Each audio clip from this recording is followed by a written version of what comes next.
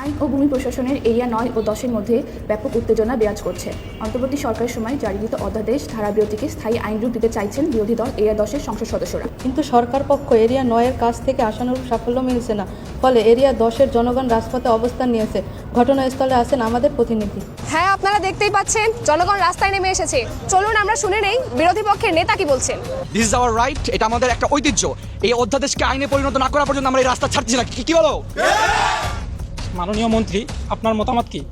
আইন ও ভূমি প্রশাসন ইমোশন দিয়ে চলে না, এটা সংবিধানে নেই, সংবিধান বহির্ভূত কাজ। তবে আইন ও ভূমি প্রশাসনের কল্যাণ হলে আমরা বিবেচনা করব।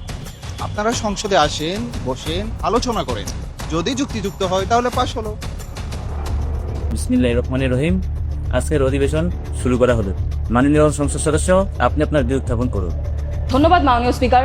ধারাবিরতি 26 অধ্যাদেশকে আইনে রূপ দেওয়ার লক্ষ্যে আমি ধারাবিরতি 26 আইন উত্থাপনের প্রস্তাব করছি। মানে স্পিকার, স্বাধীনতার পরে আমরা এখনো মাথা উঁচু করে দাঁড়াতে পারিনি। এই বিলটি পাশ হলেই আমরা মাথা উঁচু করে সংসদীয় রেওয়াজ লঙ্ঘন না করে আপনাকে আমার দিকে তাকে কথা বলতে হবে। সরকার দলের এই বিষয়ে মতামত কি?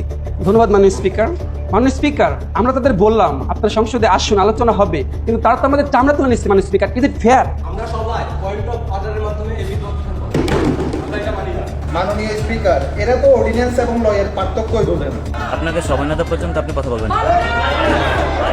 আপনারা সবাই থামুন, শান্ত হন।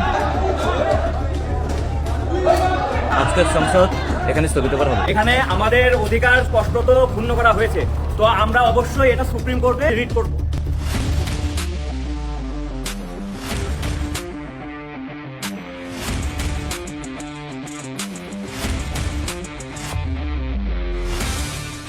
এই আদালত মনে করে নাগরিকদের অধিকার রক্ষায় এই অধ্যাদেশের আইনি ধারাবাহিকতা থাকা সমিতি সংসদ বিষয়টি সহমর্মিতার সাথে পুনর্বিবেচনা করতে পারে।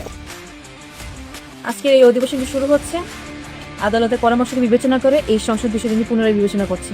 মাননীয় সংসদ সদস্য, আপনার বক্তব্যটি উপস্থাপন করুন। ধন্যবাদ মাননীয় স্পিকার। আমরা জনগণের স্বার্থে এবং আদালতের পর্যবেক্ষণের প্রতি সম্মান জানিয়ে প্রস্তাবনাটি সমর্থন করছি। তবে আমাদের শর্ত একটা, এই ধারা পরবর্তীতে অব্যাহত থাকতে হবে এবং চান্দা তুলে নেওয়ার মতো অসাংবিধানিক কথাবার্তা ফিরিয়ে নিতে হবে।